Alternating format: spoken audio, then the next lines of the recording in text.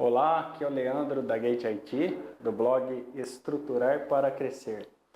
E hoje eu estou aqui, uma das coisas que eu faço é uma série de entrevistas aí com profissionais de TI que ajudam realmente aí as empresas no mercado. E hoje eu estou aqui com o José Bilota. Tudo bem, José? Tudo bem, Leandro. Obrigado pela oportunidade aí novamente. Legal, de nada. A gente se conheceu num grupo de empresários de Indaiatuba, né? E a gente trocou informações aí sobre TI e eu achei muito interessante aí realmente a atividade do José Bilota, que realmente ajuda as empresas aí e também tem a ver com o tema de estruturação, né? Então, para a gente começar, eu queria que você explicasse aí resumidamente, né, rapidamente, qual que é seu trabalho, né, hoje da sua empresa e como que você ajuda as empresas aí a economizar tempo e dinheiro. Bom, Leandro, a gente está atuando nessa área de TI já há longo tempo, né? Não vou dizer muito, né? Mas assim, a gente veio aprendendo durante esse tempo todo que uma questão principal é saber o momento, é lógico, e saber como avaliar, como selecionar, né, como implementar uma ferramenta que seja mais adequada.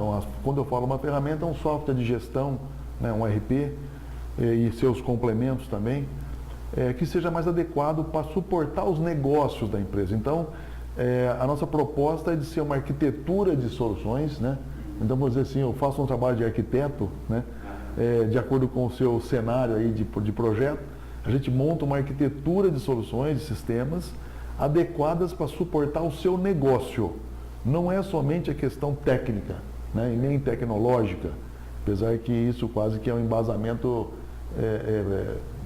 primordial, mas sim, né, é o foco em negócios. Tá, isso antes da empresa, uma empresa, vamos colocar um cenário, né? Eu estou precisando de comprar um novo ERP. Exatamente. Ou já tenho um ERP, eu quero trocar. O que houve nesses últimos tempos? As plataformas de software, de tecnologias, né, de mobilidade, enfim, uma série de plataformas, houve uma diversificação muito grande, né? A oferta de produtos é muito maior do que alguns anos atrás. E isso também acontece com soluções de sistemas de gestão, ERPs, eu falo plataformas de vendas, para suportar vendas, suportar manutenção, qualidade, enfim, os agregados aí do ERP, né? Então, existem muitas opções no mercado, de todos os níveis, né? E eu posso dizer assim que todas elas, de certa forma, servem para empresas, né? A questão é que eu tenho que encontrar a que mais se adequa ao meu tipo de negócio, para que eu não tenha tanto custo de ficar reconstruindo, né? Então, hoje, o software de gestão, o ERP, você busca comprar uma solução já empacotada, né, já desenvolvida, para não ter que ter custos altos de customização, desenvolvimentos, etc. Né? Então, isso seria o mínimo, ok? Então, ao longo desse tempo, a gente viu que uma grande dificuldade justamente era como selecionar, né? Qual que é o meu papel? Lição de casa. E aí, uma segunda coisa que a gente notou é que as empresas tinham muita tendência a ir nos fornecedores por indicação de algum amigo, de algum conhecido, né? Ou por propagandas, e dizer o seguinte: me mostra o que você tem, eu quero ver se serve para mim. Mas veja, e aí estava um grande erro. Na verdade, tinha que ser o inverso, né? Eu tinha que dizer o que é que eu preciso, o que meus processos precisam, né, para suporte, e então como você se adequa a isto, senhor fornecedor. Essa questão não acontecia. Não vou dizer somente por uma questão talvez de urgência, né? Preciso resolver isso urgente e rápido, e esse urgente é igualzinho à construção de uma casa, né? Você acaba esquecendo de fazer uma parede, uma coisa aqui, tem que fazer depois e custa mais caro e demora mais. A mesma situação, por isso que eu falo de arquiteto de soluções, porque eu tenho uma missão extremamente, vamos dizer, de uma responsabilidade muito grande, né? Que é de olhar a situação atual, onde precisamos chegar e quais serão as plataformas possíveis para suportar. Então, você ajuda a empresa fazendo uma análise. Exatamente, veja. Então, o foco eu preciso de ter um sistema que suporte minhas operações. Esse é o foco. Porém, o nosso trabalho começa bem antes. Nós vamos primeiro ver o seguinte: bem, como é a sua empresa? Quais são os seus principais processos? E vamos chamar aqui de macroprocessos, né? Subprocessos, processos críticos da sua empresa, né? Cada empresa, dependendo do seu segmento, da sua cultura, do seu DNA, né? Tem seus processos críticos. Aquela espinha dorsal da empresa, né? Então nós temos que dissecar esses processos para, junto com os principais usuários, determinarmos características, né? Ou chamamos de requisitos. Isto é um trabalho chamado de mapeamento de processos. Então, primeiro vamos mapear seus processos, pelo menos os processos críticos, e vamos determinar quais são os seus requisitos obrigatórios e desejáveis, vamos dizer assim, para que algum sistema do mercado eu possa validar e pontuar o quanto ele me atende. Quer dizer, faz muito mais sentido. É um processo que eu chamo de engenharia mesmo, né? É uma engenharia de seleção de software, né? Não é simplesmente você ir numa prateleira e tentar escolher qual que pode servir para você. E até um cenário que eu estou dizendo, mas muitas vezes acontece, né? Você escolhe, mas muito mais pela propaganda ou porque alguém pôs. O meu amigo tem um sistema parecido, né?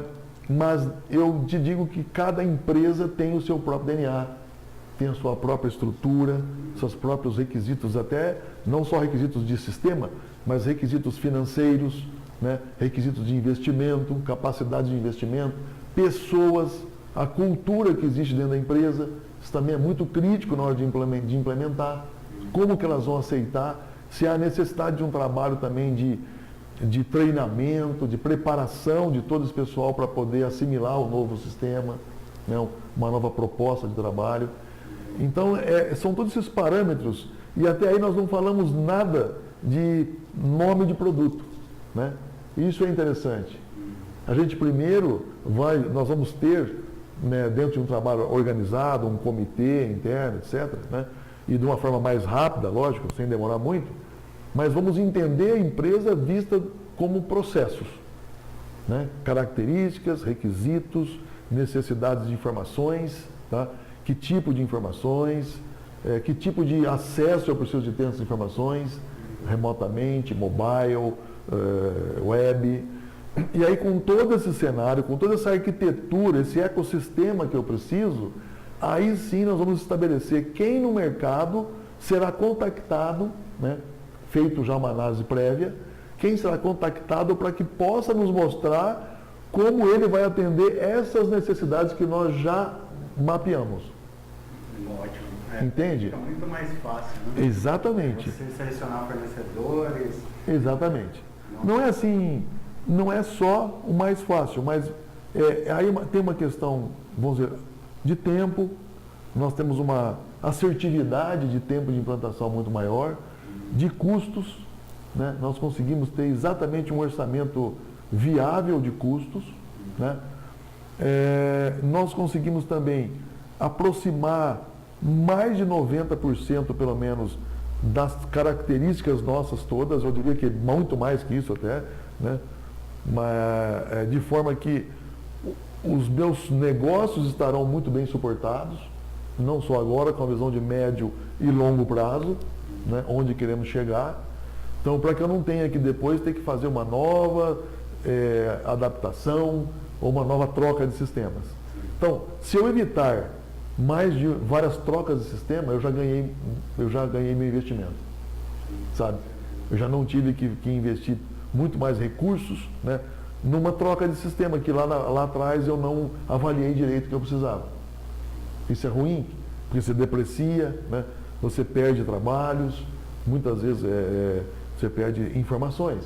Não é possível, às vezes, reconstruir a mesma informação ou aproveitar todo 100% da base de dados. Você sabe disso, né?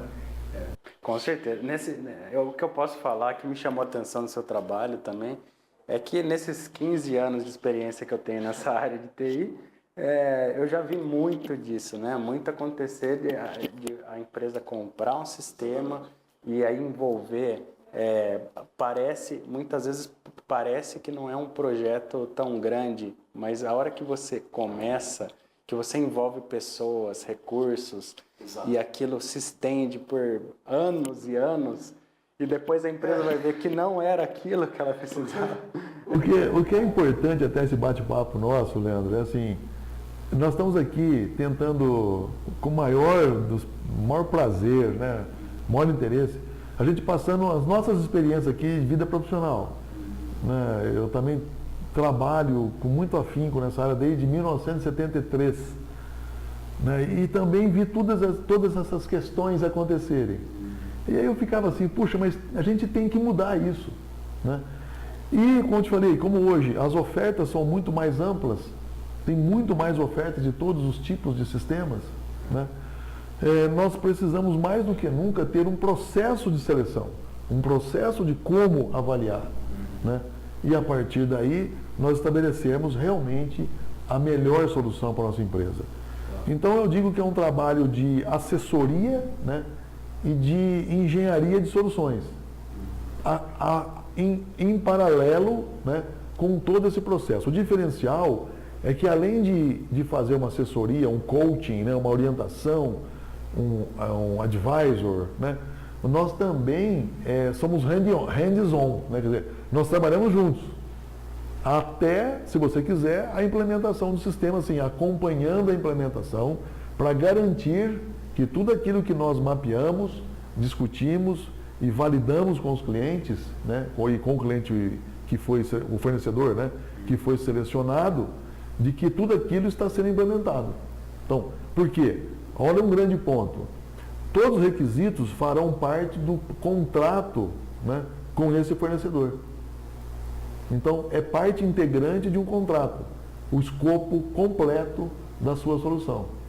Então, isso dá uma garantia muito maior de que o fornecedor tem que cumprir com todos aqueles requisitos que nós mapeamos. Tá?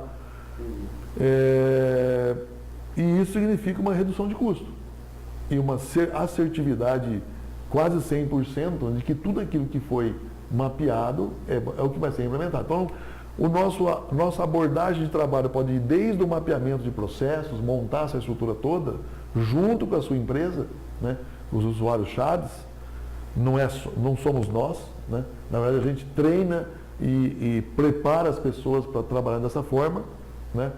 E podemos acompanhar inclusive até o projeto. E esse é um ponto interessante, eu chamo hands-on. Vamos nos comprometer até a entrega final do produto implantado. Né? Nós faremos aí uma fiscalização da obra, né? Junto com a empresa e junto com os fornecedores. O que é mais comum encontrar é essa segunda parte. Exato. Que eu vejo, né? Você selecionou um fornecedor e daí, a partir daí ele assume, ele implanta, né? Mas muitas vezes não tem alguém da empresa que... Eu falo isso muito no caso de empresas pequenas, né? E o grande foco nosso são as empresas pequenas, né? Que muitas vezes não precisa ter um profissional permanente. É preciso ter um profissional acompanhando durante a obra, né? Então, nosso trabalho é durante a obra, até a entrega da chave. Funcionou, está tudo beleza, tudo validado pelos usuários, terminou o projeto, né? Quer dizer, nós acompanhamos e asseguramos que a empresa vai ter todos os seus requisitos atendidos. Por isso que a gente, como falou, é a questão de custos menores, né? Quer dizer, na verdade é um investimento com garantia. Não é um investimento que eu não sei se amanhã vai me dar suporte, se essa empresa vai existir, se os requisitos estão ok. Ainda mais agora no Brasil com tantas mudanças, né? Sim. E de alguém que entende, tem essa visão de TI, né? Porque muitas vezes quem está contratando o software não tem a visão. de TI só tem ou nem no negócio dele, às vezes os processos não são bem claros, né? Com certeza, Leandro. Então, juntando TI com processos, né? Este é o objetivo final. Legal. Não é apenas TI por TI técnico, né? Mas é um TI corporativo, é um TI focado em negócios. É aí que nós temos resultado, retorno de investimento, e também pensamos de forma ampla. Um projeto não é somente o software, né? Você tem a infraestrutura, servidores, mesmo que você tenha cloud, você tem equipamentos, tem servidores, tem backups, enfim, tem todo um conjunto, né, de componentes que tem que estar harmonizados. E esse também é um grande objetivo nosso. Eu vou deixar com você depois um material que o pessoal pode dar um download, né? Nós fazemos parte também de um negócio muito bacana, chama Portal do RP, né?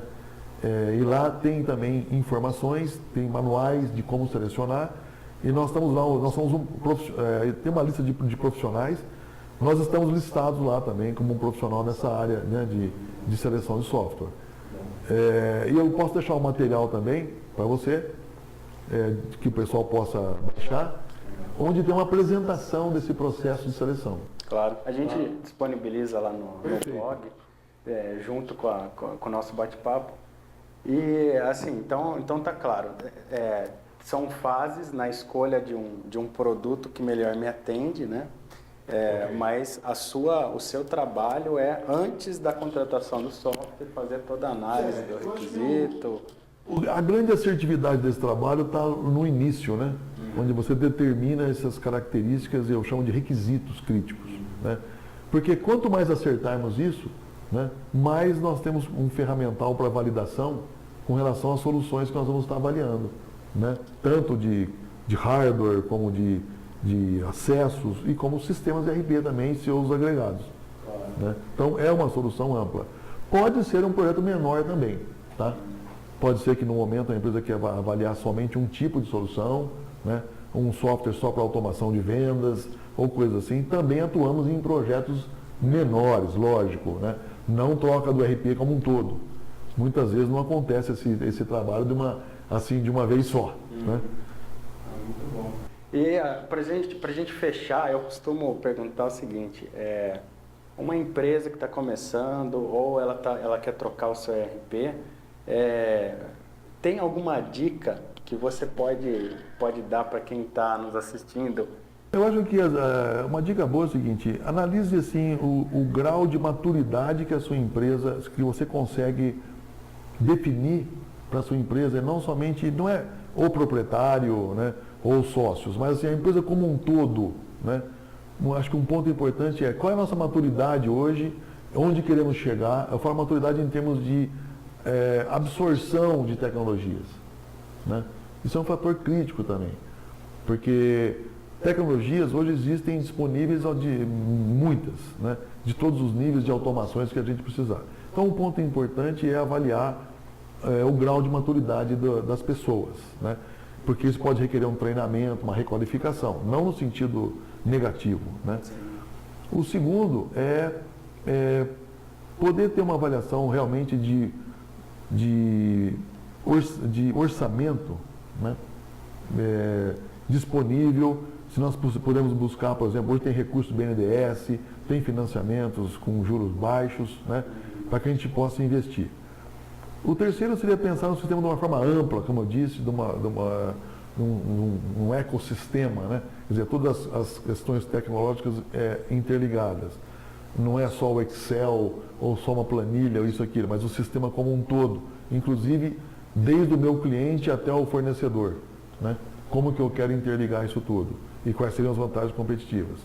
O outro é entender muito bem os processos, quais são meus processos críticos, né? Acho que seria talvez uma das coisas mais importantes. Conheça teus processos, conheça não as pessoas que executam os processos, mas como o processo deve ser executado. Como ele deve ser executado. Documente esse processo. Um fluxograma é simples de fazer, né? E todo mundo entende. Com isso, você tem uma visão clara, né, de quais são os estágios, etapas de cada processo e da empresa como um todo. Então fica mais fácil você daí definir quais são os teus requisitos de seleção de software, sabe? Então, se você não seguisse esse processo, você pode estar adquirindo um software, talvez, que não vai conseguir servir por muito tempo, o investimento pode ser parcialmente ou totalmente perdido, né? Pior, você não vai ter suprida a sua necessidade, né? Os seus clientes talvez vão ficar ansiosos, né, com expectativas, e os funcionários também. Então, vale a pena pensar, avaliar um processo de seleção de software. Esse é o nosso recado aí. Legal. Ok. Muito obrigado. A gente que agradece a Teradados, se quiserem consultar, www.teradados.com.br.